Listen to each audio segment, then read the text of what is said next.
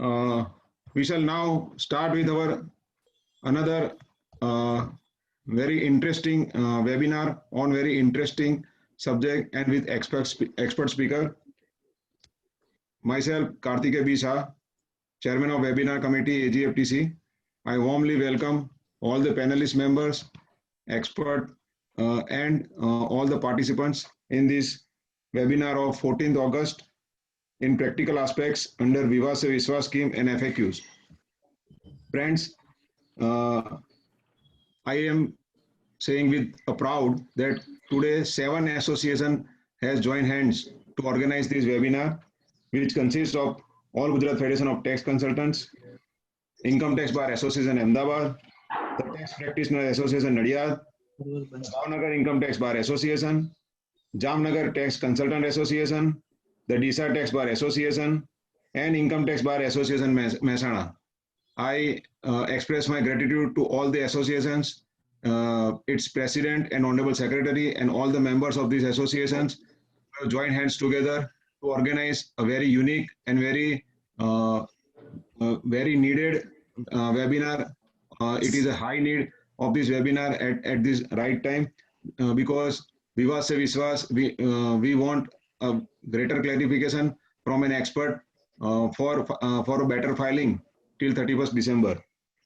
Friends, nowadays we can understand that the whole scenario of taxation system is going to change. As Honorable Prime Minister has said that this reform is much needed till years, and Honorable Prime Minister also expressed his desire that up till now some small or big changes has done, but the reform in actual sense has never come. So now it's a high need to bring the tax reform in the form of tax charter and to give the honor to the honest taxpayers, and for that many reforms has come. So Viva Se Vishwas, tax charter, and many more things has come to benefit the honest taxpayers and the taxpayers at large. Friends, with these words, I invite Sri Santilal Thakkar, our own Santi Kaka, Vice President of AGFTC North Zone, to say a few words for this webinar, for today's webinar. Santi Kaka. Thank you, Karthikeya. Income tax બારના president Ashutoshbhai Thakkar અને ટેકવાણીજી secretary, એજીએફટીના president Shri Bharatbhai અને વિશ્વેશભાઈ શાહ, જુદા જુદા ગુજરાતના વિસ્તારોમાંથી joint થયેલા 12 એસોસિએશનો, આજના એમિનેન્ટ speaker અમારા ખાસ સ્નેહી અને રિસ્પેક્ટેડ શ્રી અસીમભાઈ ઠક્કર, પ્રોગ્રામ સંચાલક અમારા મિત્ર Kartikbhai Shah, senior vice president ગોધાણા સાહેબ અને બધા એસોસિએશનના હોદ્દેદારો. મેં હમણાં જ કહ્યું તેમ લોકડાઉનની એક બહુ સારી ફળશ્રુતિ મળી છે. ઘણા નુકસાન છે એની જગ્યાએ ફાયદા પણ ઘણા સારા છે. હાલ જ મેં આશુતોષભાઈને કહ્યું તમે વ્યસન કરાવી દીધું છે વેબિનાર લેક્ચરનું. બધા મિત્રોને આનાથી ખૂબ ફાયદો થાય છે અને આપણે જે એમિનેન્ટ સ્પીકરને મેળવવા આપણા માટે મુશ્કેલ હોય છે તે સ્પીકર પણ આપણે આ વેબિનારમાં સારી રીતે સારા સ્પીકરને મેળવી શકીએ છીએ. અને ઓલ ઓવર જે એસોસિએશનનો મોટો છે એ આપણે બધાનું નોલેજ અપગ્રેડ કરવા માટેનું ખૂબ સરસ માધ્યમ થયું છે. એ નિમિત્તે હું સૌને આવકારું છું અને શુભેચ્છા વ્યક્ત કરું છું કે વર્ષ દરમિયાન વિશ્વેશભાઈ, ભરતભાઈ અને આશુતોષભાઈ અને ટેકવાણીજી આ કાર્યક્રમને આગળ ઉપર ધપાવતા રહેશે એવી મારી શુભેચ્છા સાથે ફરીથી આપ સૌને આવકારું છું. Thank you. Thank you, Santi Kaka, for your golden words. And we will definitely fulfill your desire and everybody's desire to bring experts on various subjects and to enlighten all the participants with knowledge. Friends, today's our faculty is a senior most chartered accountant, and he has a high experience as far as the taxation field is concerned. I am a very small person to introduce him. So I invite Chairman of Study Circle Committee, Sri Rupesh Bhai Shah, to introduce our today's expert speaker, Sri Asim Bhai Thakkar. Rupesh Bhai.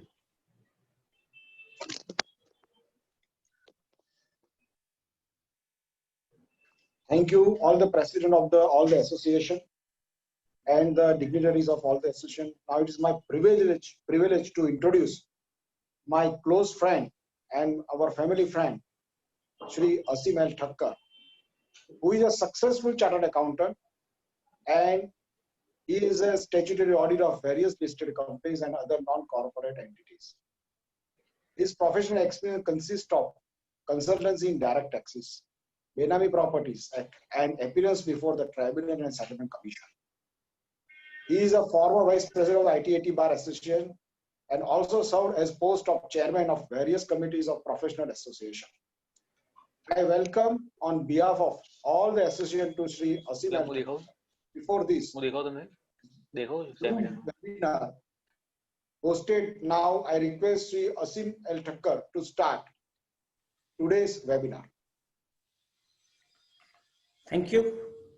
Just a second, sir. I request all the panelists to switch off their videos for the better clarity, except speaker's video. Sir, आपनो video चालू रख दें. Thank you, sir.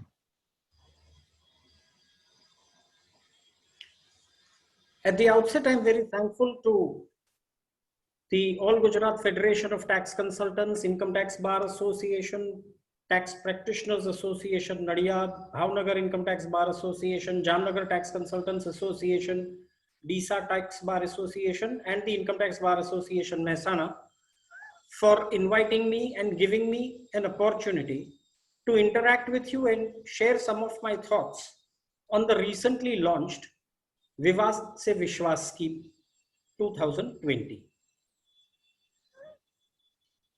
I'm particularly thankful to Rupesh for this introduction, but Rupesh is a personal friend. We go back a long way, and therefore nothing more should be read into it, and it should be only taken at face value. Kartike Bhai is a wonderful person. I have had the occasion to interact with him, particularly when he was the president, and I found him to be a person who could take, he's a particular Narendra Modi, sabka saath, sabka vikas kind of a character. So with such illuminaries here, you know, it's always a pleasure to come here and interact with you and share some of the views which we are going to do today in this webinar. Honestly, the selection of the topic itself is in sync with what we are going to discuss. Last week, Asutosh Bhai, Rupesh Bhai, and Mrudang Bhai, they had come over to my office. We had zeroed down on a topic for this webinar, say X. In the evening, there was a vivad amongst themselves. They said, no, not this topic. They gave me a call 2 days later that now this topic. I trusted them, and that Vishwas animated. So from this Vivad to Vishwas, this has been our topic theme also, and it is completely in sync with today's subject. Let me point out. In the budget for 2019, our Honorable Finance Minister had launched a scheme for indirect taxes by the name of Sabka Vishwas scheme. This scheme achieved stupendous success. More than 1,89,000 cases had come to be settled under that scheme. Probably buoyed and inspired by that success led to the coming of the Vivad Se Vishwas scheme. Honestly, it was there in everybody's mind that if indirect taxes have been, a scheme has been launched in the earlier budget, there is a possibility for a direct tax mopping up revenue scheme also in the coming future. So it was not very surprising, but nevertheless, the scheme came to be announced in the budget for the year 2020. At that point of time, the Honorable FM said that there are 4,83,000 cases pending at various stages, be it the CIT appeals level, the ITAT level, the High Court level, the Supreme Court level.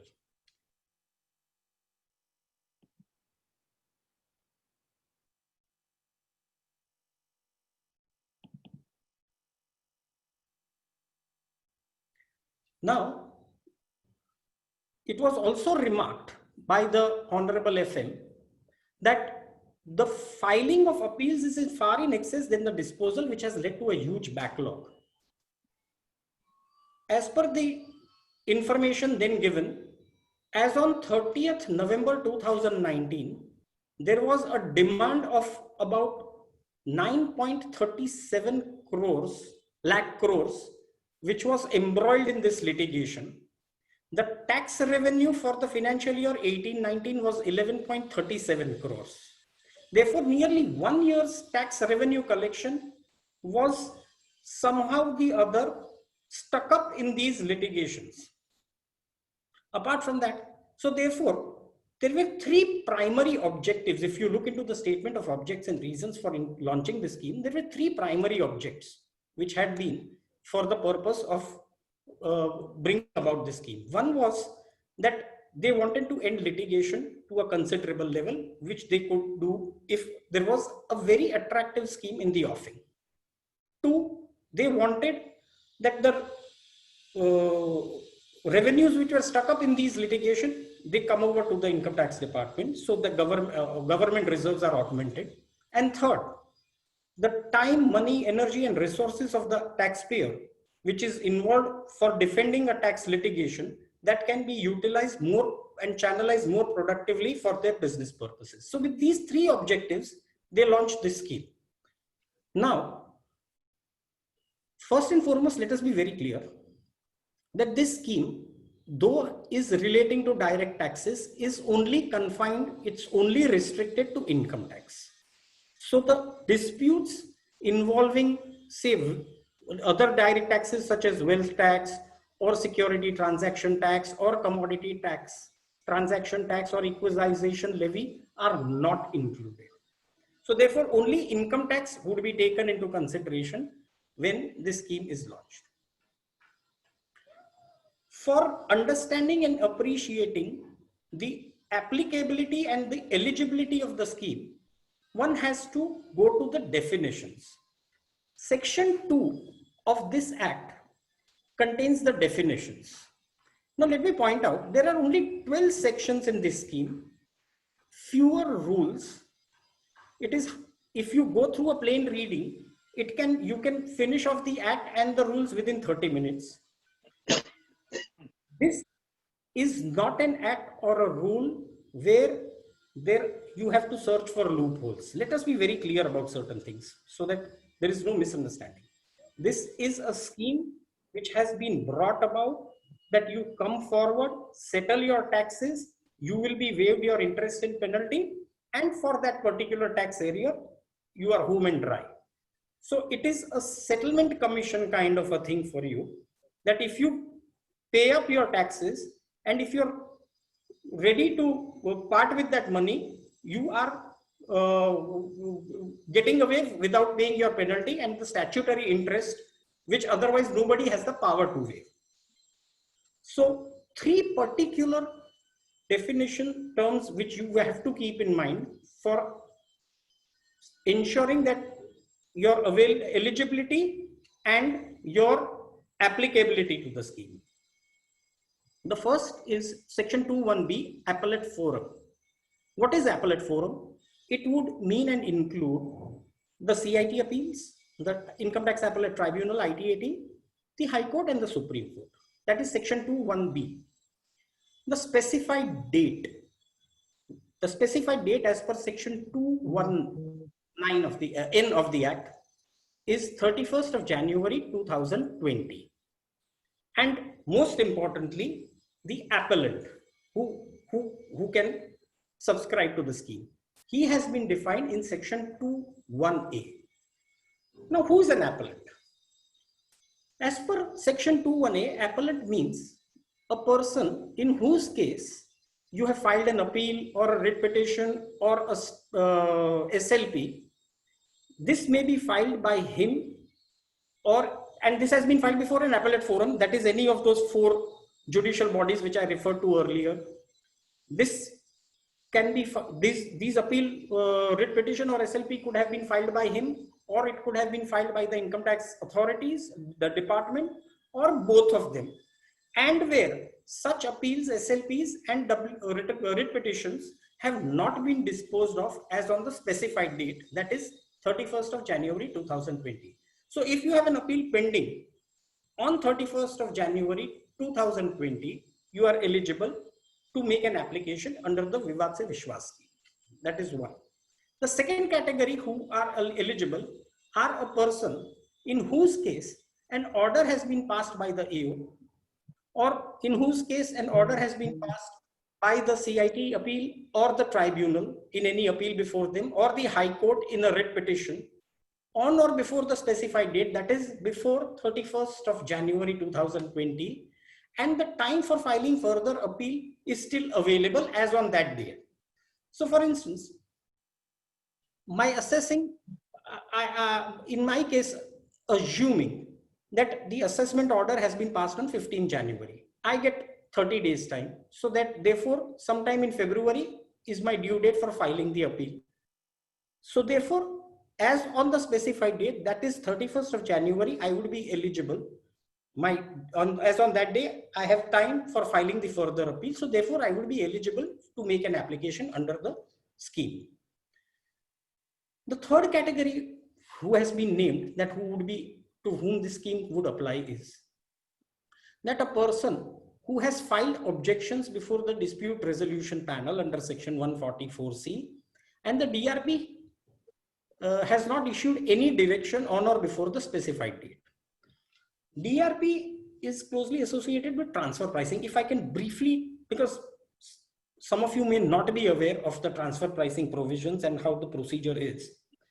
In a transfer pricing provision, if the AO wants to make any variance to your income, that so this is X, I want to make it X plus 200, then he has to give them a notice. The assessee in question can either accept that variance, or he can file an objection to the AO, and he has to simultaneously file an objection before the DRP. The DRP will call for the information, call for the objections, look into your contentions, may call for other reports also if they find it necessary, and thereafter they will issue directions to the AO that this is how you will pass the order, and that is how the order has to be passed. So if in my case there is a variance reported and I have filed an objection before the DRP, and the DRP has still not passed and issued any directions before the specified date, I am eligible to file a application under the Vivad Se Vishwas scheme. Next stage is where the DRP has issued directions, but the AO has still not passed the order before the specified date, that is 31st of January. Then again, I am eligible to make an application before the Vivad Se Vishwas scheme. Those two would not be very active in our practical profession, but the other kind of eligible assessees which I have referred, those are more, you will have to be dealing with more those situations more than often.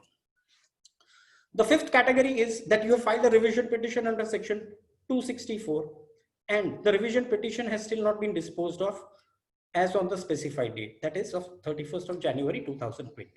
Now, obviously, if there are certain people who have been identified as eligible, there would be certain category who are absolutely not eligible. These have been specified in section 9 of the Act. Now, who are the people who have not been, to whom the scheme would not be applicable? Now, there they have taken, bifurcation is two wise. One is the SSE wise, and the other is in respect of a tax area of a particular year. So for that, if this tax area is of a particular nature, then for that particular year you cannot go. So this is two wise restriction or an exclusion that you will not be eligible for this scheme. So therefore, in respect of a tax area where if it relates to any assessment year where the assessment has been completed under section 143(3) or 144 or 153A or 153C in pursuance of any search under section 132 or a requisition under section 132A, then for that particular individual year, if your disputed tax exceeds 5 crore rupees, you shall not be eligible. Let me point out how this works out. For instance, say a search took place on 15th of November 2019. My year of search would be therefore assessment year 2021. So therefore 2021 is my search year. Notice under section 153A will be issued for the earlier 6 years prior to the search year. So 6 years plus 2021, these are the assessment years which will stand covered on account of the search proceedings. Now, if in any particular year, my disputed taxes exceed 5 crores, then for that particular year, I am not eligible for approaching the Vivad se Vishwas. For the other years where the disputed tax liabilities are less than 5 crores, I can still avail the benefit of the scheme. So that is first kind of a tax area. Second is tax area in respect of any assessment year where prosecution has been instituted on or before the date of declaration. So here the important thing is that the prosecution has to be instituted, and if once it has been instituted, you cannot file. So your specified date does not come into play, but the date of filing of the declaration would become relevant. So today on 14th August, if a prosecution has been instituted against me, till 13th of August I can file. From 14th onwards I cannot file. That is how the breakup is. 31st of January has no relevance in this case. Tax arrears relating to any undisclosed income from a source located outside India or an undisclosed asset located outside India. The fourth category is tax arrears which relate to any assessment or reassessment made on the basis of any information received under an agreement under section 90 or 90A of the Act. So this is vis-a-vis tax arrears. Now you go to individuals. What particular individuals cannot be eligible and who have been debarred from making?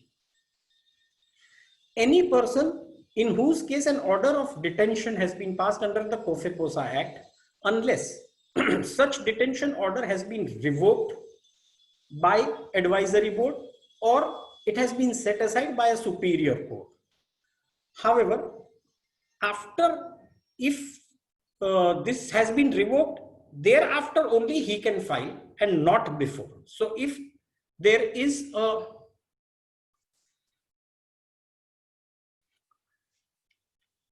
Asutosh bhai, you have given me a call. Is it recent or? ना sir Juno छे. दिनो छे ने? Okay. Sorry.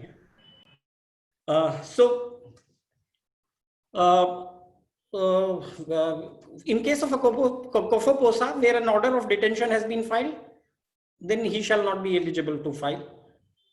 Any person in respect of which prosecution for any offense punishable under the Act has been instituted on or before the date of filing of the declaration, or such person has been convicted of any offense. Now, what are the acts which have been covered in this? Unlawful Activities Prevention Act 1967, the NDPSA Act 1985. NDPSA is the Narcotic Drugs and Psychotropic Substances Act. PBBT, which is Benami Properties Act. PMLA, Money Laundering Act, and Prevention of Corruption Act. So if you have been convicted for any offense or if prosecution has been launched in any of these cases, you will not be eligible. Any person against whom prosecution has been initiated by the department under IPC, Indian Penal Code, or for enforcing any civil liabilities on or before the date of declaration, that will also not be included. However, furthermore, if any person has been convicted of any offense consequently to this prosecution instituted by the department, And last category who will not be included is a person who has been notified under Section 3 of the Special Code, trial of offences relating to transactions in Securities Act 1992 on or before the date of filing of declaration. So therefore, Section 2 governs and gives you who are the persons who can avail the benefit of the scheme. Section 9 identifies those people who are specifically debarred from taking benefit of the scheme. Now, what is disputed tax for the purpose of settlement and coming into the scheme? That has been also defined in Section 2(1)(j) of the Act. So therefore, you have to look into the nature of dispute, and thereafter you can work out what is the dispute. Now, where an appeal or a writ petition or an SLP is pending before the appellate forum on or before 31st of January 2020, the amount of tax, what would be the disputed tax would be the amount of tax, including surcharge or cess, but it would not include interest, which would be payable as if such appeal would have been decided against me. So suppose I have filed an appeal, say before the tribunal, and in that tribunal, the addition which was made and confirmed my ground of appeal is say for 1 crore rupees.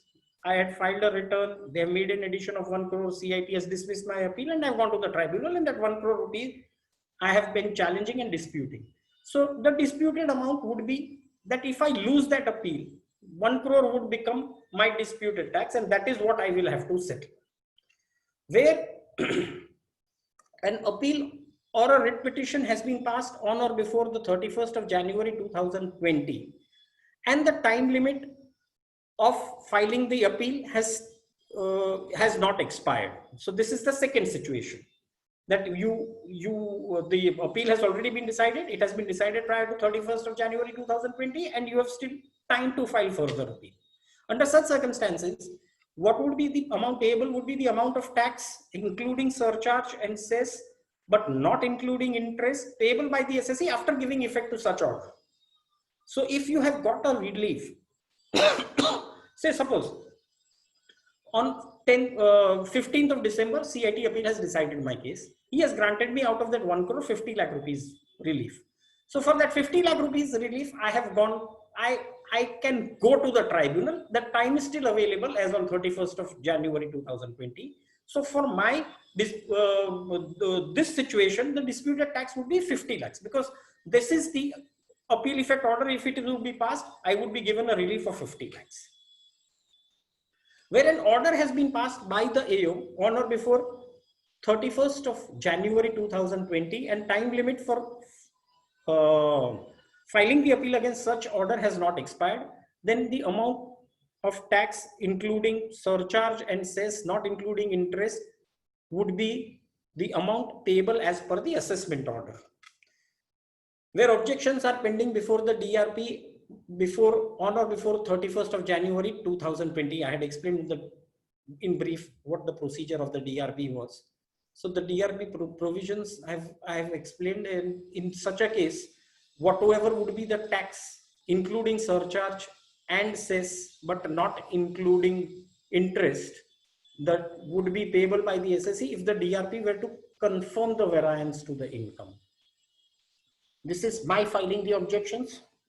The subsequent stages where DRP issues directions to the AO and the AO has not passed the order before the specified date, then as if the AO has passed the order as per the directions given by the DRP, though no formal order has been passed, that would be the amount of tax, not including the surcharge and cess, but not including interest. Where an application under section 264 of the Act, revision petition which I talked about, has been filed and which has not been disposed of, then the disputed tax would be the relief which I have sought in the 264 proceedings. I have to presume that the CIT, principal CIT, while deciding the revision petition, is not going to grant me the relief, and that would constitute the disputed tax.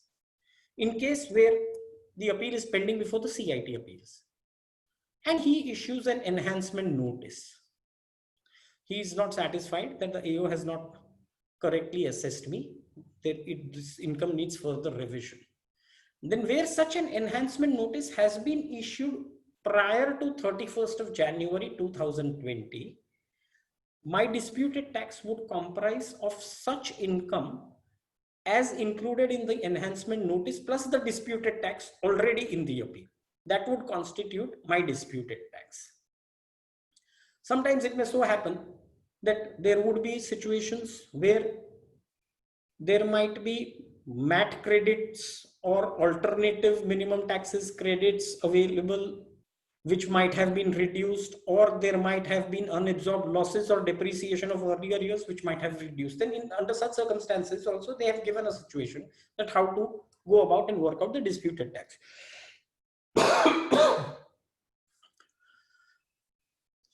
Let us take a situation that suppose for assessment year 2016-17, I had filed a return of income wherein there was a loss, say a loss of 5 crore rupees. 17-18, I had a returned income of 1 crore. So I set off the loss of 1 crore. My returned income for 17-18 was nil, and I carried forward my losses in assessment year 17-18 to the extent of 4 crore rupees. While completing the assessment, the AO made an addition of 50 lakhs, suppose in AY 17-18.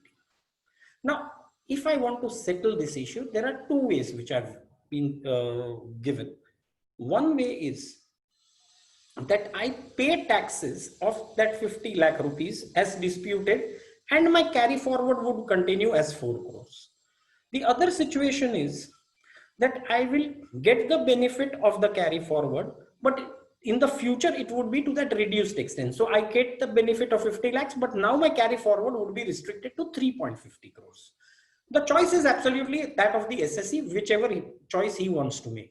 So therefore you will have to work out what is the situation in both the ways. For instance, if there is a loss and that loss is getting expired, it is becoming time bound, that 8 years are getting over, say 3 years down the line, you might want to take a decision accordingly.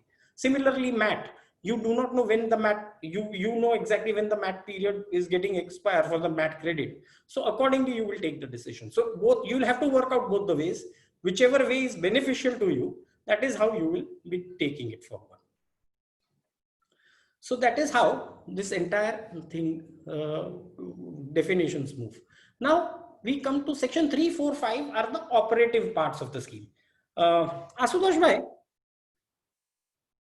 Sir. Sir. Yes sir, બોલો. તમારે queries ને બધી posers આવી ગયા છે ને? છે બધું રેડી છે, એટલે તમે કહેશો ને એટલે છે ને હમણાં શેર કરશે આશીષ. What we can do is કે yes sir, I briefly talk about the scheme for the for about 30 minutes in all, and then we can take the posers. In case somebody wants to give a live poser, we can put it in the question answer box and we can take it up from there if I am able to reply there. Otherwise I will give my reply detailed. Yes sir, yes sir, yes sir. First of all, you complete your session, then we will take up the posers, and at last any question from the participants we will take up. Okay, great, thank you. So now we come to section 3 of the scheme. Now section 3, it says that you SSE, the declarant, the term used is declarant. So the declarant will be required to file the form, and he will thereafter be eligible for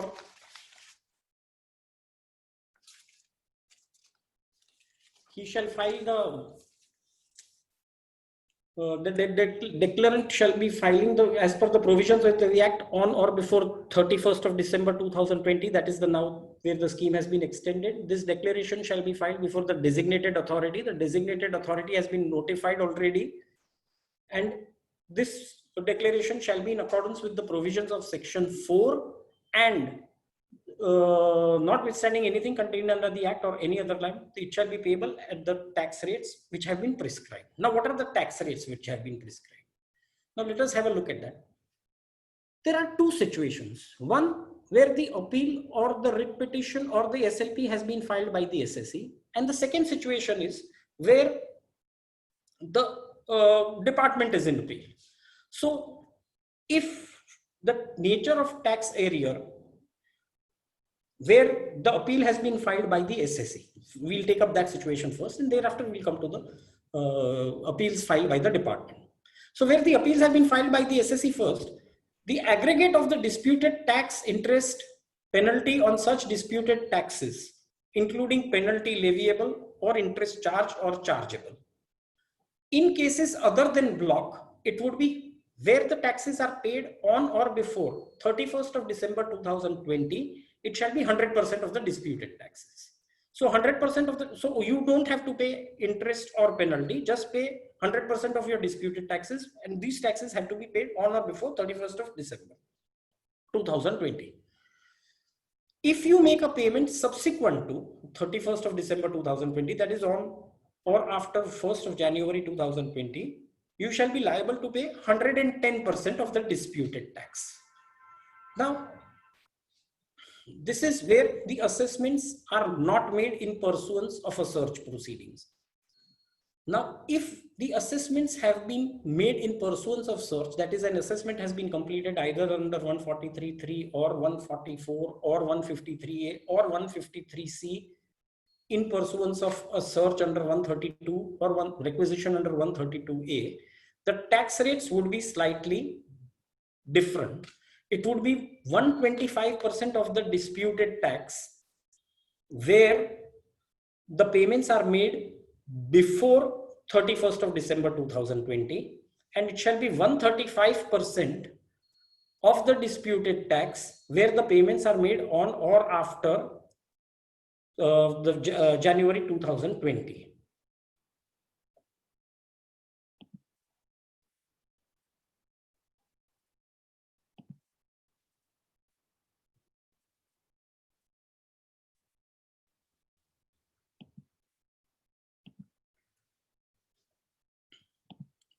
So therefore, you will have to look into that part. Okay, what would be the tax rates?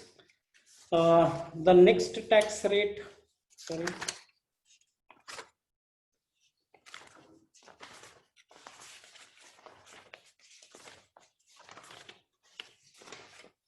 In case of any appeal which has been decided by the higher authorities and which has not been reversed, then the tax rates would be 50% of the disputed tax if the payments are made on or before 31st of December 2020.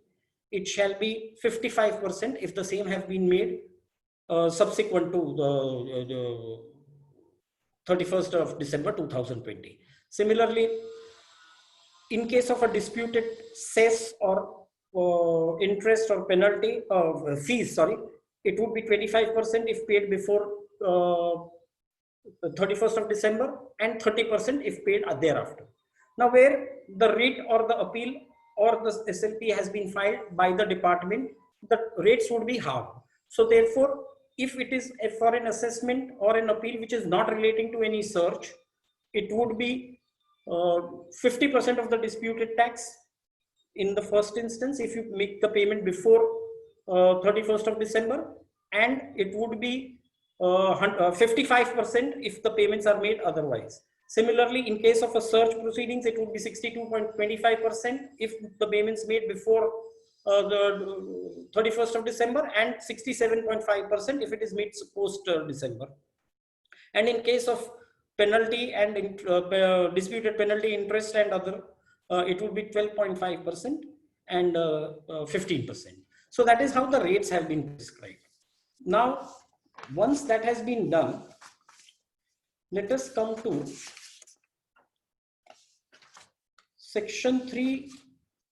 Let us come to section 4 then. These are the basically operative sections, and you would be very much aware because this is what the sections you have already gone through, and this is what the portal is continuously referring to when you are taking a filing an application or declaration. Section 4.1, it refers that the declaration that is referred to in section 3, it shall be filed by the declarant before the designated authority in such form as has been prescribed and verified in such manner as has been stated. So the form is form number 1. This has to be filed. Form number 1 contains various details. What is the assessment year, your tax arrears, the date of filing of appeals, whether if it is only an assessment, whether there is a consequential penalty also which is pending, then the details of those penalty, all those information has been to be put into form number 1. 4.2 is that upon once you file the section 4.2, it deals, and it is very specific, and this is very important.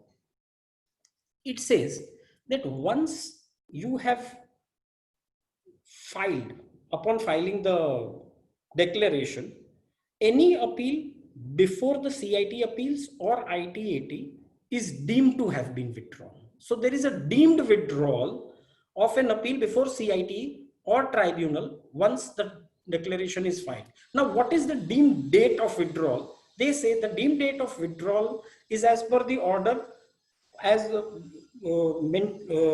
given in the certificate in form number 3.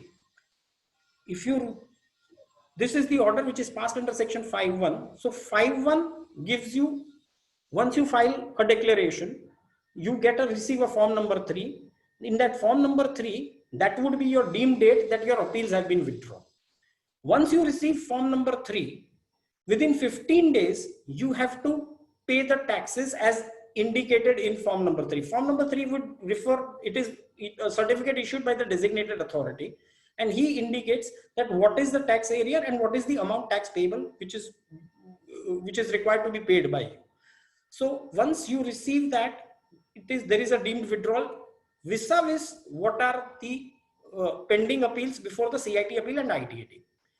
In case of an appeal which is pending before the High Court or any other judicial bodies, you have to make a separate application. Once you receive the certificate of in form number 3, that is an order which has been passed under section 5.1, you will have to make an application to the concerned court seeking leave to withdraw the appeal, and that is how the entire process will go. So that would deal with section 4.3. Now once in section 4.5, 4.4 deals with the same proceedings, but those are where they are pending before the arbitrator or the conciliator or the mediator. Once again, the same procedure has to be followed, that you have to make a withdrawal, and once you receive the form number 3 or the order under section or the corresponding order under section 5.1. Section 4.5, it states that without prejudice to section 4.2, 4.3, 4.4, the declarant shall furnish an undertaking waiving his right, whether direct or indirect, to seek or pursue any remedy or any claim in relation to the tax area which may otherwise be available to him for the time being in force in equity under statute or under any agreement entered into by India with any country or territory outside India, whether for protection of investment or otherwise, and the undertaking shall be made in such form as may be prescribed. That undertaking is given in form number 2. Form number 1 and 2 go hand in hand. That is first the 2 forms which you have to file. Only thereafter you receive form number 3. Once you receive form number 3, which indicates what is the tax payable by you, in form number, you have to file a corresponding form number 4. Form number 4, you will give the details of your taxes paid and the proof of your having withdrawn the appeal from the relevant appellant forums. And thereafter, form number 5 will be issued, which will be your final certificate. Now, this is for the first time that I have witnessed that whatever has been stated in the Act has also been reproduced in the form itself. Generally, that is not the case. If you look at any other forms, but in this scheme, they have been there has been a repetition, absolute reproduction of whatever has been stated in the Act in the form itself. So these are the procedures which you have to follow through while undertaking the application made under the Vidvad Se Vishwas scheme. Section 4.6, it deals with a situation where your form or your declaration would be treated as void ab initio or as if having never made. They have listed out 3 conditions, that these are the 3 conditions if your form, to treat your declaration as invalid. The first condition is that any material particular is found to be false at a later stage. Material particulars, what they are, have not been identified. But material particulars only can be the reason. Innocent or innocuous mistakes or errors would not constitute. So for instance, if you have mentioned a wrong certificate number, challan number wrong has been made, or the BSR code has been wrongly indicated. Or suppose you might have mentioned a wrong date. Instead of 17/4, you have mentioned 19/4. These are innocent mistakes. Of course, if they touch the basic specified date and if they are in clash or conflict there, then it becomes a material mistake. But if these kind of mistakes are there, they can be ignored. To me, on a personal level, I think even if in form number 4, you have not given a withdrawal letter, would not constitute a material error or effect. You can, if your taxes have been paid within time, you have intimated this fact, and the withdrawal is still under process, or by for some reason or the other, it has omitted to be included therein, you can immediately write to the designated authority, meet him, and I think that should be no problem, because their entire intention is to sort out and collect taxes from you and not deprive you from the advantages. So that would be one reason. The other condition for treating the application as invalid would be that you violate any of the conditions laid down in the Act. Now, what are the conditions? Primary condition is that if you do not make the taxes, pay the taxes within time, or if you are found, you have hidden your identity. You were a person who was a détenu under the COFEPOSA. You have hidden and concealed this fact. So if these kind of conditions, which are the primary conditions, if these have been violated, your application would stand to become void. Or you act in any manner which is not in accordance with the undertaking given. Once the undertaking, what you have to give, it has been specified in form number 2 itself, and that is again reproduced in form number 5. So that undertaking, you have to give that this is bona fide and this is everything is correct, and you have you are not going to take any other further advantage of this. All those kind of things are there. So if you are found to be violating that, you will not be your application or your declaration would be treated as invalid. Now what happens if your declaration is treated as invalid? Then all proceedings and claims which you had made otherwise, and all action of the department, it will stand revived. So if you have made a withdrawal of an appeal, your withdrawal will get cancelled. If they were to levy penalty or they were to institute prosecution against you, they are free to do all those. You will be back to that position as if you have not made a declaration. So that deals with section 4.6. Section 4.7. No appellate forum or arbitrator, conciliator or mediator shall proceed to decide any issue relating to the tax area as mentioned in the declaration, in respect of which an order has been made under section 5.1 by the designated authority or the payment of the sum determined. So once this matter has been finalized, no appellate forum, you cannot decide, you cannot levy any penalty, you cannot charge any interest vis-a-vis that disputed tax for which a certificate has been issued under section 5.1 of the Act. So that is what it says. All section 5 are also with respect to the same. I have taken it up along with section 4, so that what is, wherefore section 4, you make an application, what order has been passed under 5.1 and the corresponding rules and the forms that I have already discussed. In section 5.3, there is one special explanation which they have stated. They state that once you have made a declaration, that does not entitle you or give you the right that this is now the settled legal position and the other party should not object. This is vis-a-vis the settlement of your tax dispute only, and if it percolates to any other year, you cannot use that as a defense, both the SSE as well as the Income Tax Department. Let us understand this by way of an instance.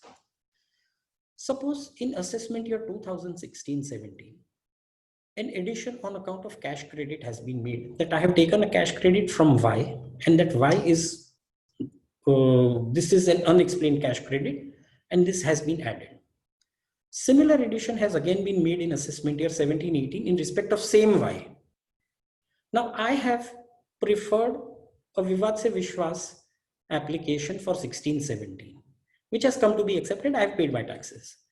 I cannot take the advantage while arguing in 17-18 that in 16-17, I have made these additions were made and these have been settled and department has also accepted. So now this year also they should accept. No, neither the department can take the benefit nor can I take the benefit. That is the essence of the entire. This entire scheme is not into legal issues. It is only for settling your tax liabilities and mopping up the tax revenue. Nothing more, nothing less.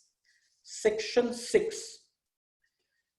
The DA shall not institute any proceedings in respect of any offense or impose or levy penalty or charge any interest under the income tax in respect of the tax area, which I already said that once order under section 5(2) has been passed, it becomes conclusive and thereafter you cannot do anything about it.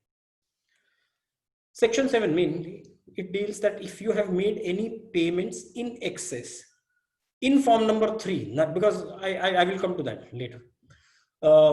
If you have form number 3 prescribes the amount, that this is the amount which has now been payable by you.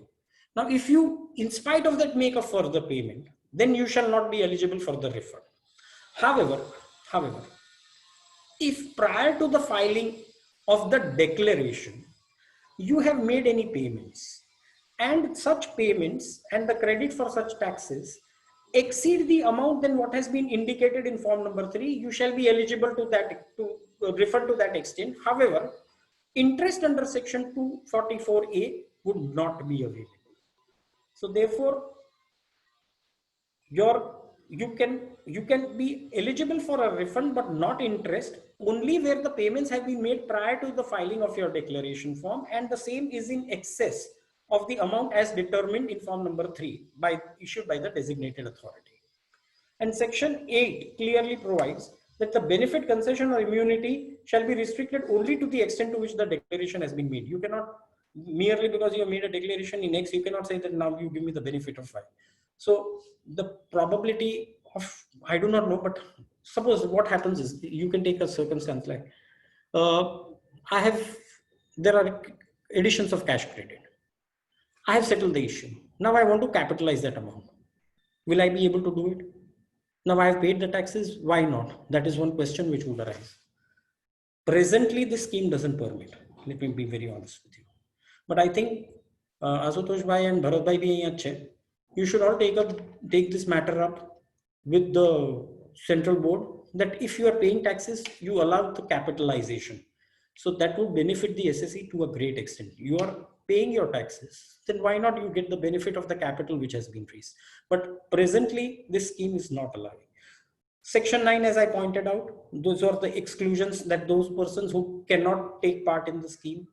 And section 10, 11, 12 are only for the removal of difficulties, for setting up of new rules and for further clarifications by way of issuance of circulars. So in sum and substance, this is the sum and substance of the scheme. This scheme, yesterday, the Honorable Prime Minister has said that quite a few people have been taking advantage of this. Even the Honorable FM has said the scheme is slowly picking up because of the pandemic. Obviously, the scheme which was launched on 17th, notified on 17th of March, came into effect from 18th of March. They had initially stated that if you make payment before the 31st of March, you shall be only required to pay the disputed taxes. Thereafter, 10% further would be charged. It came to be extended to 30th June and now 31st of December, as on date 31st of December. So that is how the entire scheme is placed.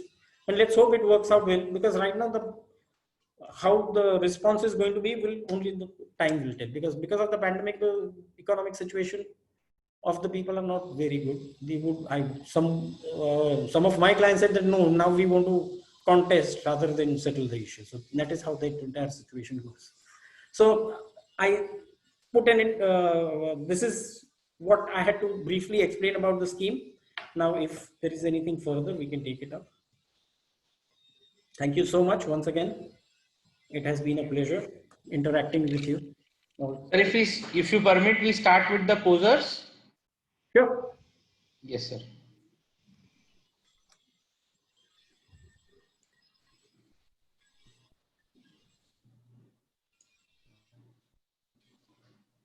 Sir, there is a question. VVS application has been filed for addition pending at first appeal. level. In assessment order, AO has also noted for initiation of penalty under section 269 SSNT, but penalties are not initiated yet as it is not time barred as of today. Is there immunity available against this penalty proceedings if VVS has been filed for addition made in the assessment order? If you have made an application for the if you have made an application for the under the VS Vivad Se Vishwas scheme against the quantum order, any interest charged chargeable, penalty charged chargeable, everything would stand covered. So if you make an application, yes, you would be free from these penalties. That question was from Income Tax Bar Association, Mehsana.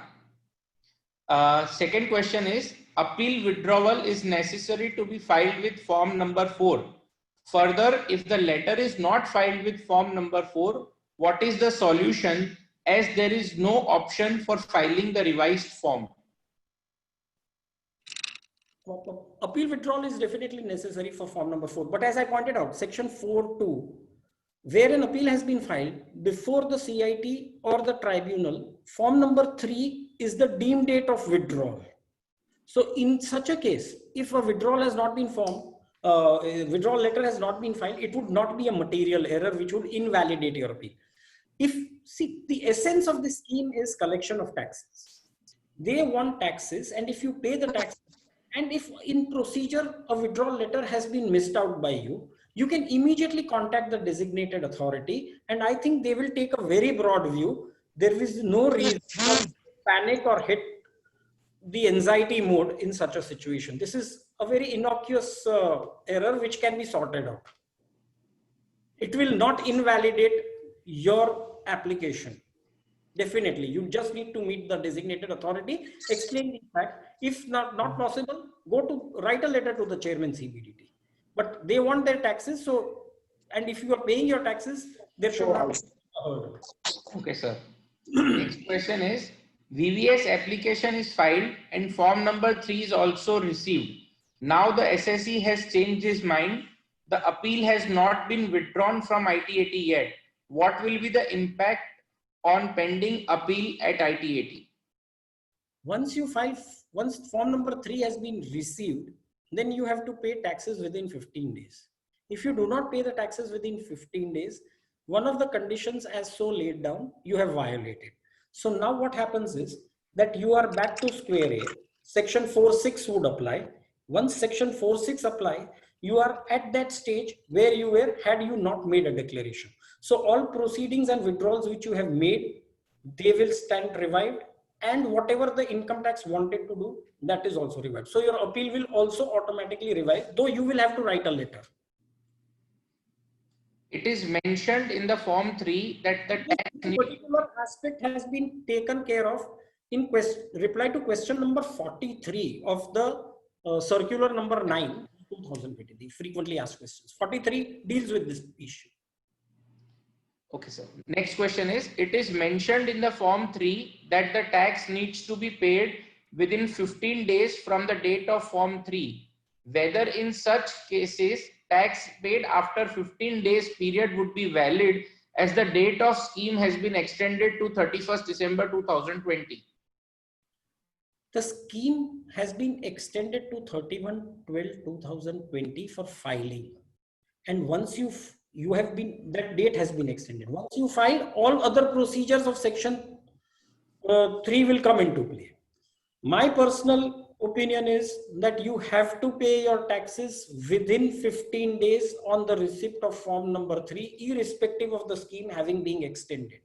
Scheme extension is only for the purpose of fresh filing because of the pandemic situation. It is not granting you any immunity or an extension for making payments. Now, this particular issue, if we look into question number 41, this particular issue has been discussed in the FAQs. Question number 41. How much time will be available for paying taxes after declaration under the Vivad Se Vishwas scheme?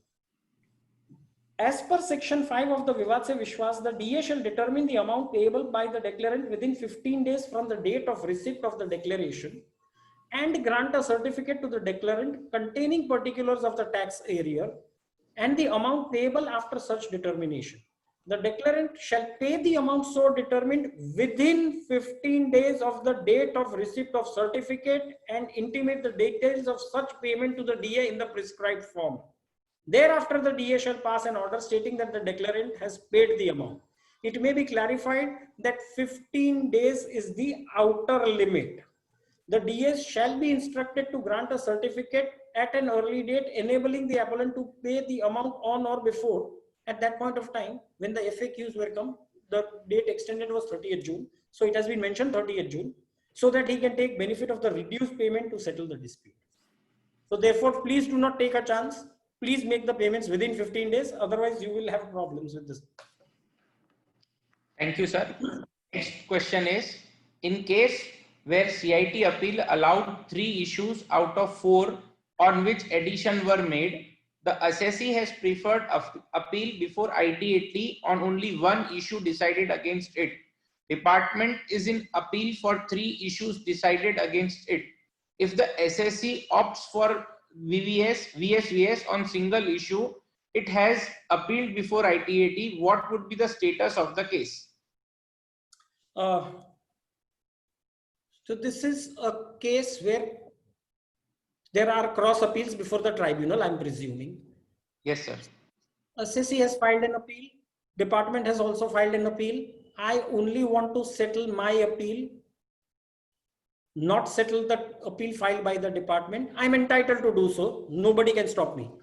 Whatever appeal you want to settle, all issues have to be covered. So if it is your appeal and there are 1 ground, that entire ground has to be covered. If there are 4 grounds, all 4 grounds have to be covered. You cannot be selective that in my appeal I will take 3 grounds, in the other appeal I will take 1 ground. No, that is not permissible.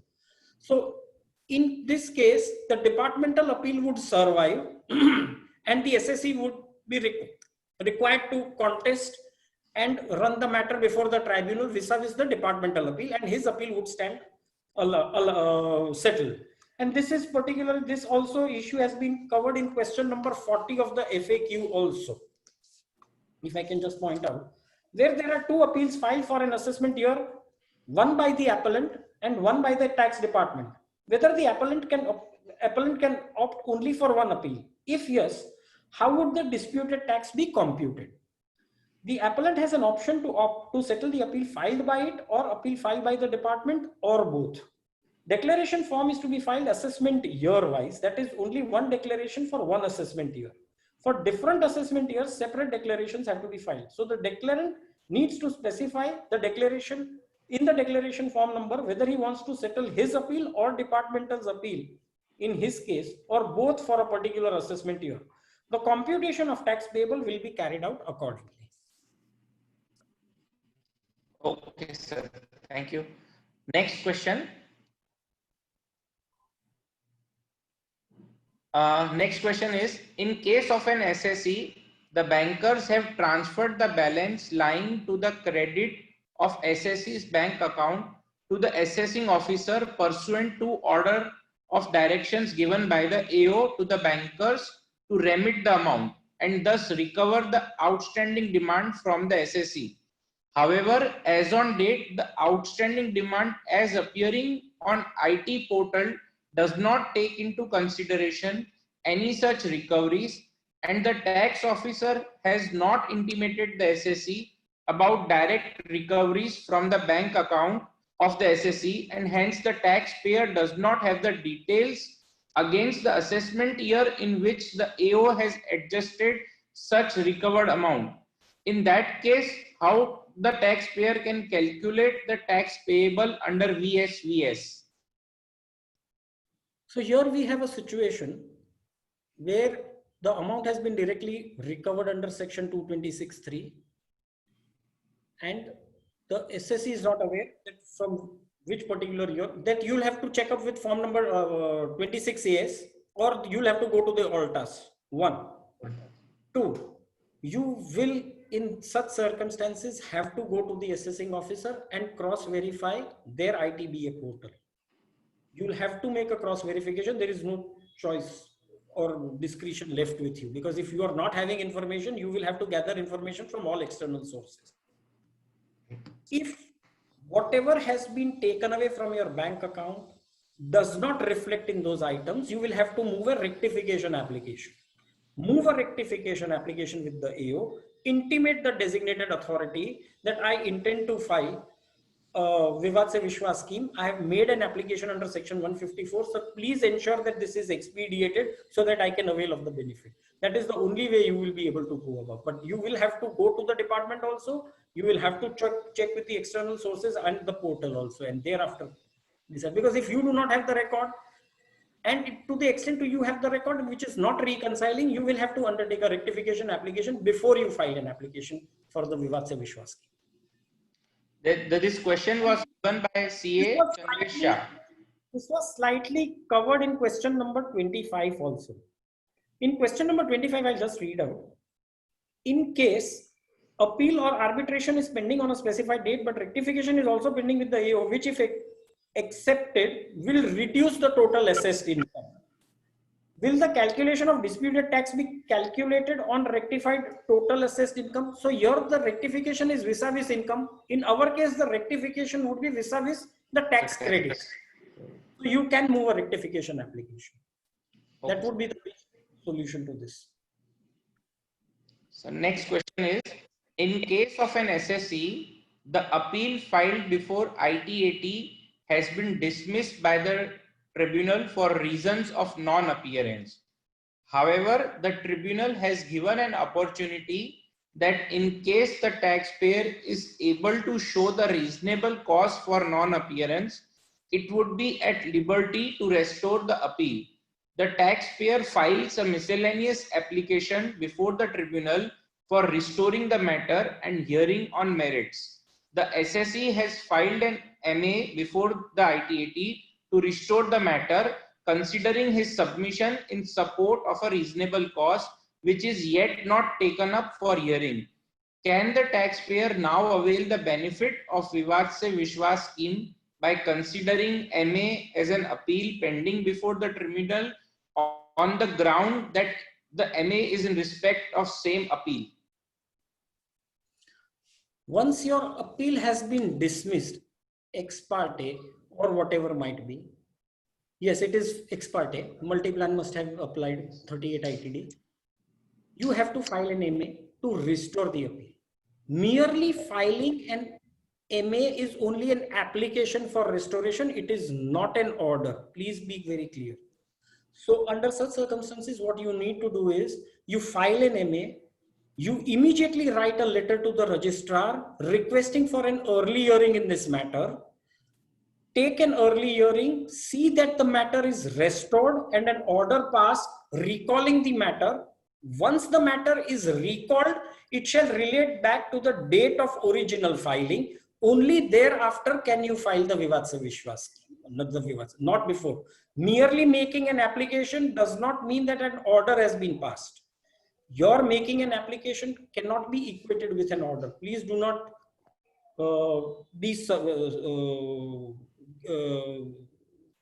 please do not get carried away by making an application. Please ensure that the formalities others are duly complied with. Please immediately move an application for early hearing because you are running out of time. So next, it is provided in the Vivad Se Vishwas scheme 2020 that SSE needs to pay tax within 15 days from the receipt of certificate order under Form 3.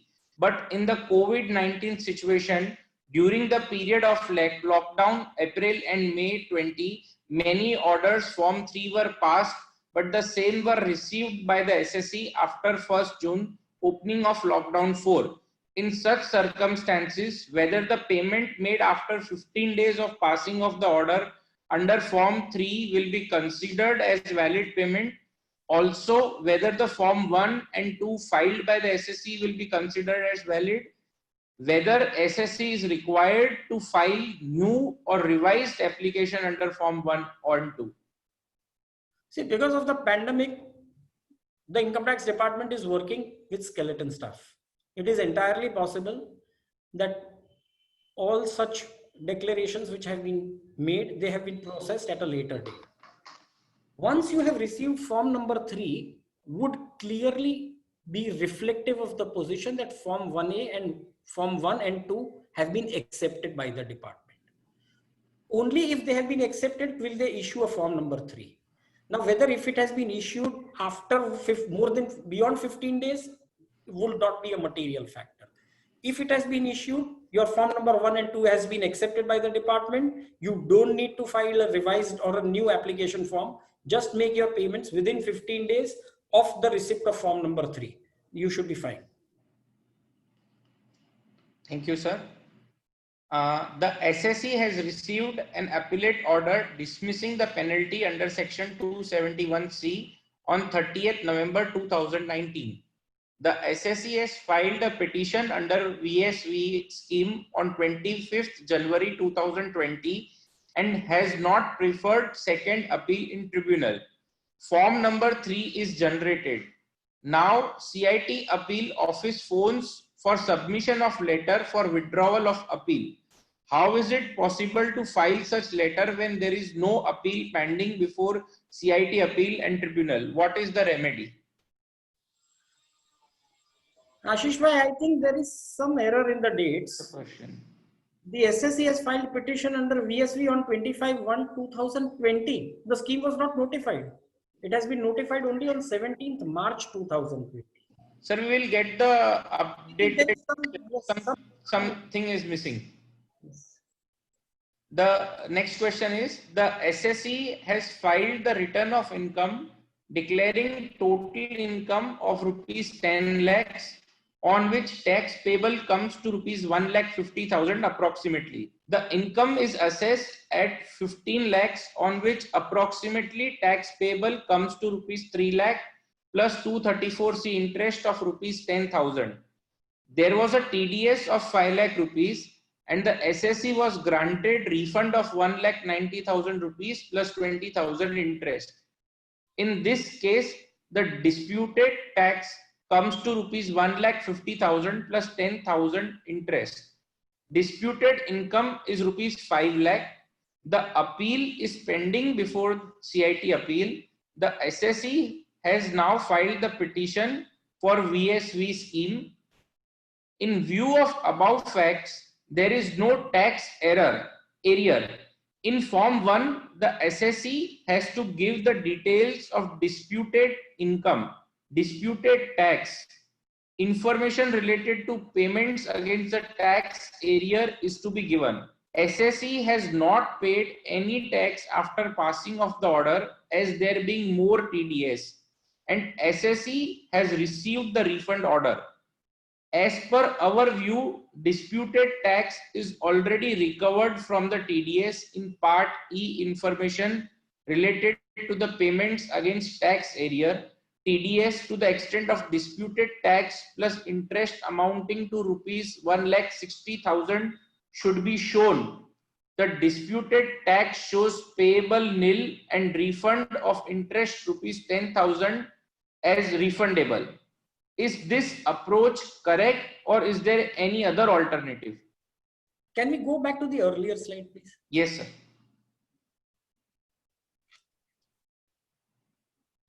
Total returned income is 10 lakhs. You have been assessed at 15 lakhs. 5 lakhs is your disputed.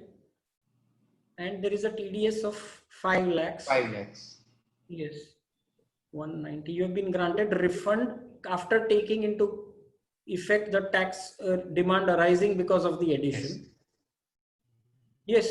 10,000 interest you will get refund. Okay, sir. Thank you. Yes, this is the correct approach. So next question. In one case, order under section 144 was passed. The filing of appeal against the order was passed on 30th November, which was late by 6 months. Within 6 months, AO also levied the penalty under section 271C, 271F and 271B. The assessee has also filed appeal against all these 3 penalty order on 31st December 2019, which were in time. The assessee has also given reasons for condonation of delay in form number 35 in quantum assessment appeal. Now the assessee wants to go for VSV scheme. The following questions need clarification.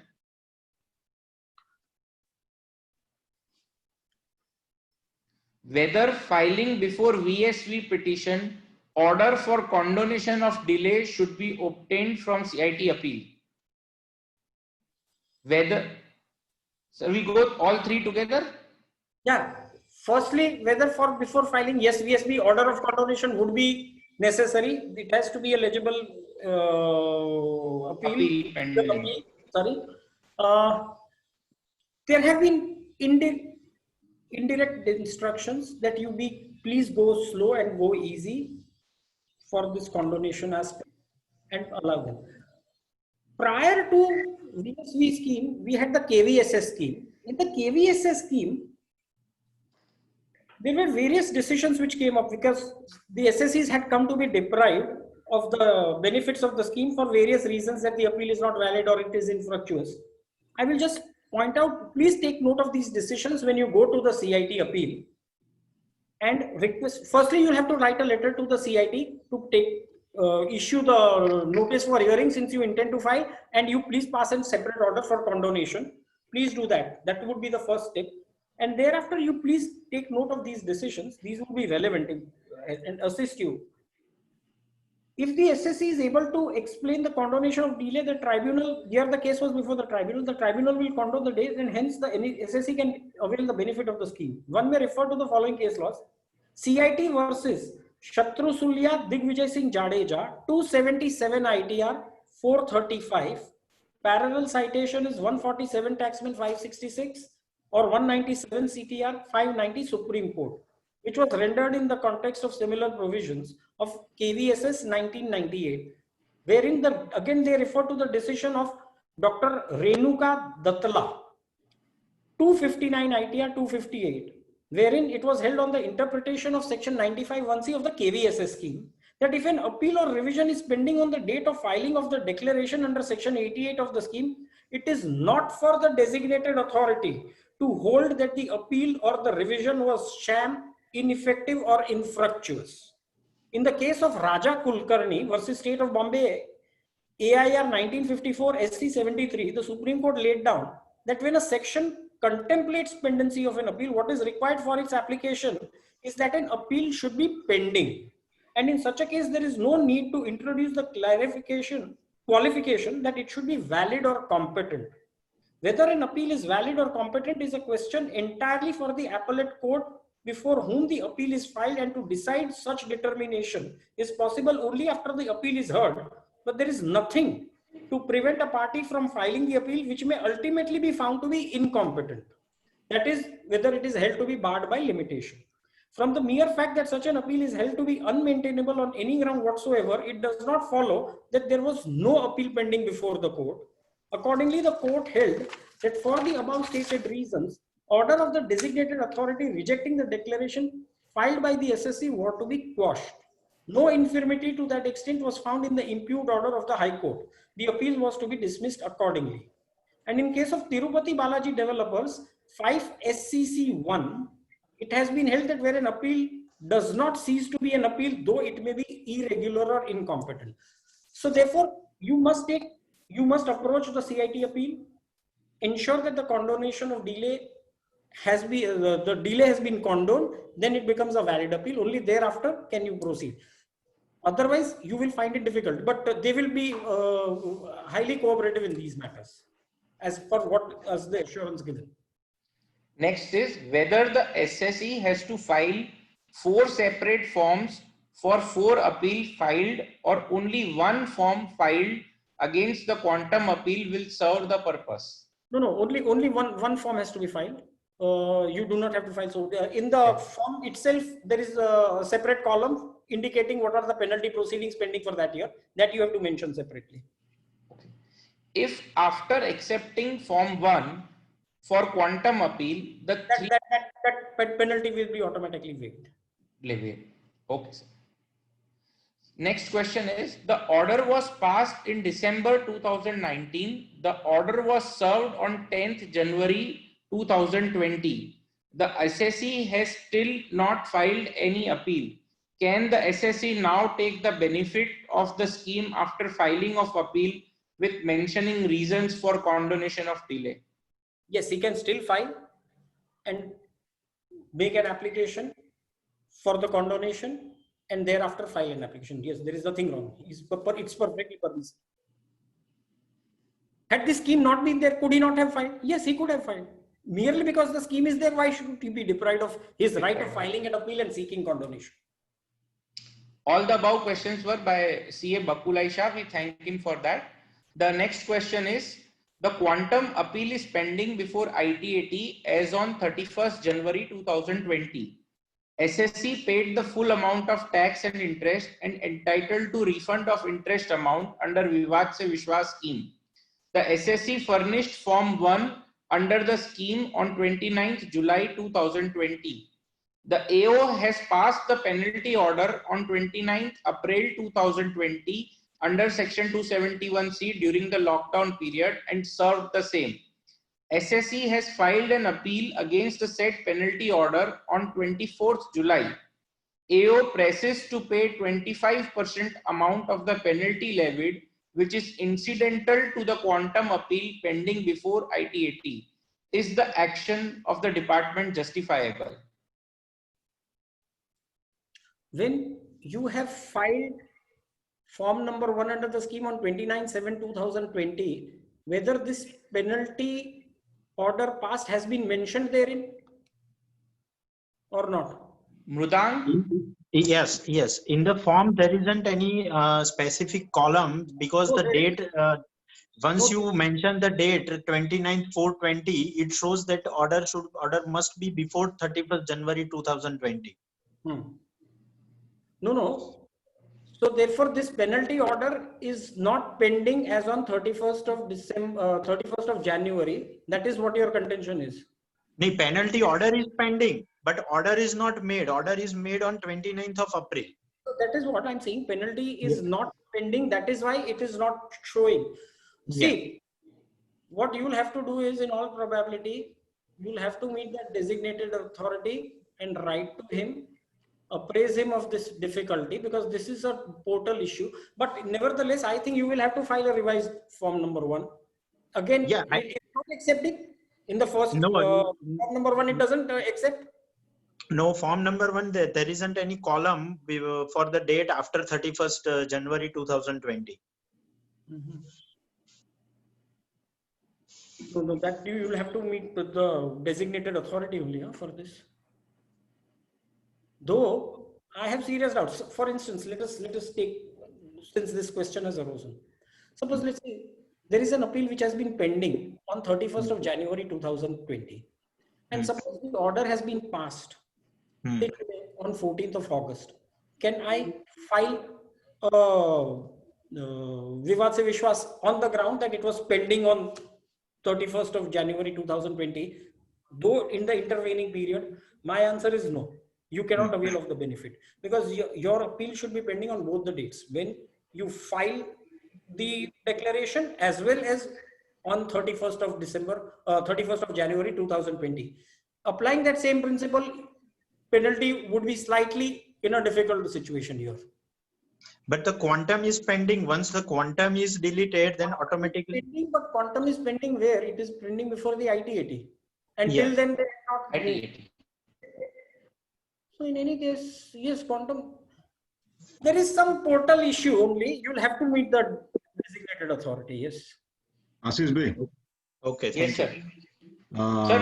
We have certain questions from the participants right now. So we have to. So I request sir to also take up those questions also. You will ask, Karthik bhai? So your posers are over? Yes, they are over. Thank you. Okay. So sir, I'll quickly take up the questions from the participants. So the first question is from. Can I take it to not waste time? I don't mind, but I'll read for you. Okay.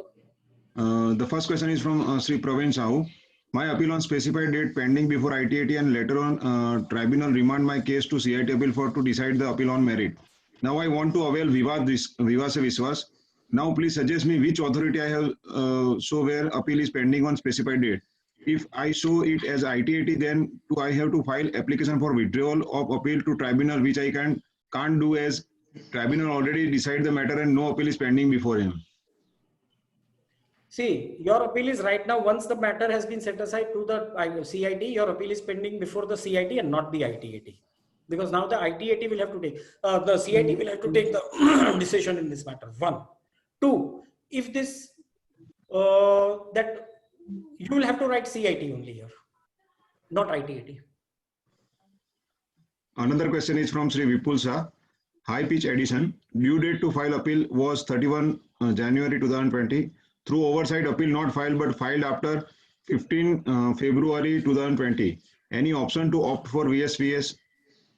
Please write a letter to the commissioner, seek a condonation, explain that there was a reasonable cause for the delay in filing of the appeal. Once the appeal stands condoned, it becomes a legitimate appeal and you can file a declaration. Third question is from CCU. If appeal file on 31. Can I just intervene for a moment? Yes, sir. This is an issue which has been consistently been raised all over. And I would request Bharat Bhai and everybody here to take up this issue before the board and the principal commissioner here, that condonation applications, if they are received, they should be treated with, they should be treated expediently and immediate decisions should be taken. So, because then if you do not move it, or if they do not take up any action, even if you want to file a writ against your rejection of condonance, you will be losing time, because by the time the scheme will get over, the SSC will suffer. So my request is that a very effective representation is needed on this matter before the principal CIT. So right, that sir. The designated authority. Right, sir.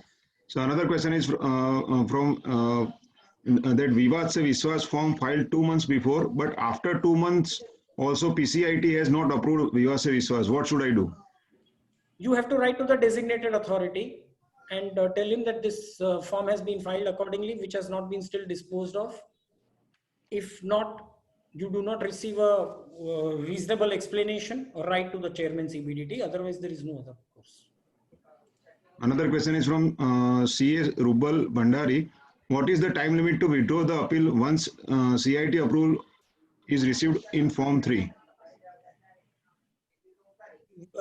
Sorry, which is the question? What is the time limit to withdraw the appeal once CIT approval is received in Form 3? What is the time limit to withdraw appeal? Once Yes. the CIT approval is received. As you receive form number 3, you have to make an application. Section 4.2 clearly states that an appeal before the CIT or the ITAT is deemed to have been withdrawn from the date of issuance and receipt of form number 3. Only in case of a judicial body other than tribunal and CIT appeals, you have to make an application and attach that application. If they have not passed the order, that is a different issue. You don't worry about it. But your intention of withdrawing the appeal in pursuance of form number 3 in your form number 4 when you communicate should be very clear and categorical. Another question is from Sri Rupin Merchant. We have filed writ before High Court in 8 cases of co-owners for notice under section 148. Before filing appeal in 7 cases, AO passed the order. Court stayed the application of order. My question is whether we should wait till December. If decision comes in our favor, notice would be invalid. If we lose the writ, we can still go for VSVS. We have filed a writ before in 8 out of cases under 140. Before filing appeal in 7 cases. Before filing appeal in 7 cases, AO passed the order means I didn't follow. We have filed. You have filed a writ petition in 8 cases challenging 148 proceedings. Now, before filing appeal in 7 cases, AO passed the order. Court stayed the application of order. They've challenged, the court has stayed the 148 notice or the assessment order? Sir, I am allowing him to talk. Please. Rupin Bhai? I think he's on. Rupin Hello. bhai, हाँ you can explain your question. Yeah sir actually અમે લોકો રીટ file કરવાના હતા એ પહેલા જ એમણે order pass કરી દીધા 143(3) રીડ વિથ સેક્શન 147 એટલે અમે ત્યાં આગળ હાઈકોર્ટમાં જો રીટ ફાઇલ કરી એટલે 143(3) રીડ વિથ સેક્શન 147 વાળો ઓર્ડર હાઈકોર્ટે સ્ટે મૂકી દીધો કે જ્યાં સુધી અમારું હિયરિંગ ન થાય ત્યાં સુધી આનું કોઈ એપ્લિકેશન નહીં થાય. તો તમારો જે ઓર્ડર તો થઈ ચૂકેલો છે 143(3) રેડ વિથ સેક્શન 147. હવે તમે ખાલી રીટ જ કરી છે કે તમે અપીલ બી કરેલી છે? ના, અપીલ નથી કરી, અમારી ખાલી રીટ જ છે, તે બી ચેલેન્જિંગ 148 ની નોટિસ માટે. ના, તો you will not be able to avail the benefits of this scheme, because તમે કોઈ બી નોટિસ ને ખાલી ચેલેન્જ કરેલી હશે 148 ને, કોઈ ક્વોન્ટમ ને નથી ચેલેન્જ કરેલું કોઈ બી જગ્યાએ, then you are not eligible. પણ સર એમાં અમારું ઓલરેડી જ્યારે એમાં ઓર્ડર થયો છે તો ઓર્ડરમાં ઓલરેડી ડિમાન્ડ રેઝ થઈ ગઈ છે. તો તમે what you can do is તમારે સેટલ કરવું છે કે તમારે લડવાનું છે? તમારે સેટલ કરવું છે એટલે એમાં 7 કેસીસમાં સેટલ થશે, એકમાં ઓર્ડર નથી થયો. તમારે સેટલ કરવું હોય તો you will have to withdraw the case from the high court. You will be then eligible to file an appeal before the CIT. પણ ત્યાં બી તમારે આ મુસીબત તો આવશે જ કે it was not a pending appeal as on 31st of January 2020. અચ્છા, એટલે એ તમે again you will be specified date એ તમારી pending નથી. That will be a difficult. Let me do some research. તમે you can leave your mobile number or your email address and I will look into it and come back to you. Sure sir, thank you But very much. apparently it seems that yes, you are in a difficult position for no fault of yours. Okay. Thank you, Rupin bhai. Please leave your mobile numbers or something. I will come back to you. Okay. Definitely. Sir, last question for today's session is from Sri Vipul sir. Search challenge before ITAT. ITAT held it as invalid. Department went to High Court. High Court says search was valid and restores the appeal before the ITAT. It is still pending before ITAT. In such situation, will it be considered SSC's appeal or department's appeal? No. Once it comes back to the tribunal, it is status quo. Any situation mahatu. So if you had filed an appeal challenging 132 proceedings, then it is your appeal. CIT ma શું થયું હતું? Sir, I have to. No. It is SSC's appeal. Don't worry. Okay. Sir, thank you so much. It was very interactive and a very informative session from you. Sir, we are very much highly obliged that you spent your time and gave us the best understanding about the Viva Se Vishwas. I suppose you have given this lecture on behalf of Income Tax Department because their filing will definitely increase because nobody wants a dispute and everybody wants a simple life. After Corona, everybody wants simple life. So, sir, thank you so much for your expert knowledge. Lighter note કાર્તિકભાઈ, ગઈકાલે જે એફએમએ અરે prime મિનિસ્ટરે આપણું declare કર્યું છે ને, બધાની હવે લાઈફસ્ટાઈલ એકદમ લાઇટ અપ થઈ જવાની છે. કઈ છે જ નહીં હવે. You are talking about SFT, I suppose.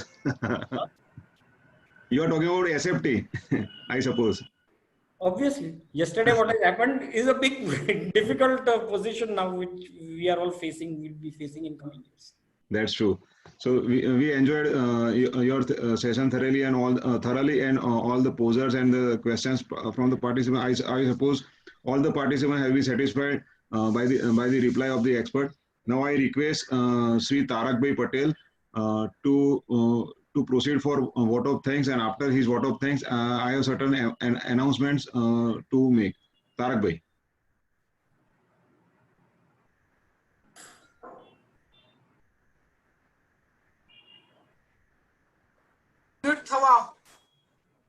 Tarak ભાઈ અનમ્યુટ કરજો.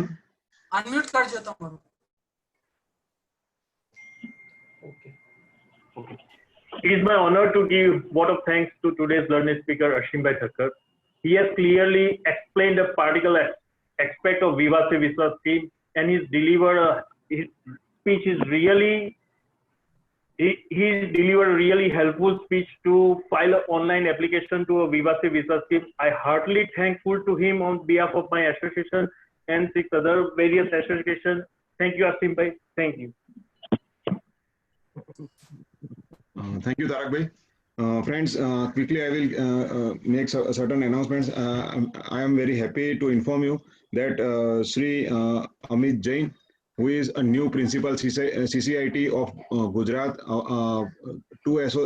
the members and office bearers of two associations, All Gujarat Federation of Tax Consultants and Income Tax Bar Association, Chairman of Representation Committee of AGFTC, Sri Dhiresh Bhai T. Shah Sahib, Chairman of Representation Committee, Income Tax Bar Association, Sri Bakula Isa Sahib, Senior VP of AGFTC, Sri Arvind Bhai Godana, President of IT Bar, Sri Asutosh Bhai Thakkar, Honorable Secretary of AGFTC, Sri Vishwesh Bhai Shah, and ITBA, Sri Ashish Bhai Tekwani, and immediate past president of AGFTC, Sri Dhuven Bhai Shah, has today met Honorable Principal CCIT of Gujarat, Sri Amit Jain sir, and they have discussed about the recent changes and about tax charters and all the grievances which has been faced by the taxpayers, tax practitioners, and friends. I feel proud to say that he has very warmly invited all the office bearers and listened to them very patiently. And friends, it is again a good news to all the tax professionals that he has consented for the e-open house on direct taxes. So we are going to arrange e-open house on direct taxes.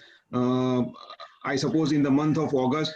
That will be decided by the office bearers of AGFTC and ITBA, and he will witness this e-open house with all his officers and with all the grievances and all the questions and all the queries from the tax professionals and taxpayers.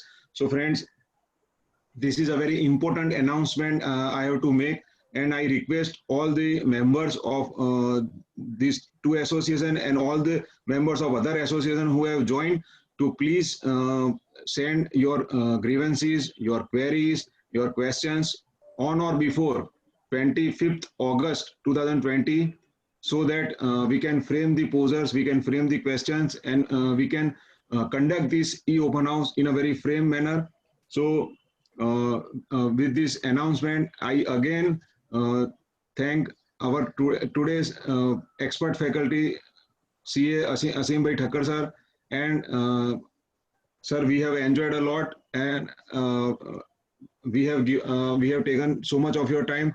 But sir, we are also taking promise from you that in future we will also harass you, and you have to come on this platform to enlighten us for many more subjects. With these words, we are ending this session. I thank once again all the organizers. Thank you, sir. Thank you very much, sir. And on the contrary, I enjoyed more than you might have, because you were just listening. Thank you so much once again. Thank you, sir. Thank you. Listen, I'm always at your service, and whenever you need me, I'm just a phone call away. Sure, sir. Listening from you for Viva Se Viswas, we have got many clarification, and we have witnessed that. So this was again a successful. Yes, sir. I can just add one more thing. Yes, sir. Everybody was talking only about delayed filing of appeal. Now, suppose, let us visualize a situation that there is an edition where 7 editions have been made while completing the assessment. I think that 4 editions will be confirmed. I don't want to dispute or challenge. I only challenge 3, raise 3 grounds of appeal. In the meantime, this scheme has come. I can still file additional grounds of appeal, cover all 7, so that interest can be saved.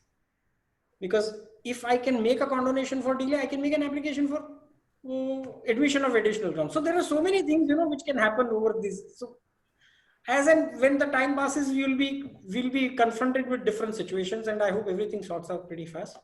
But anyway, thank you once again. I had a great time, and thank you once again. Thank you. Thank you, sir. Thank you. So we are ending this session. Thank you so much.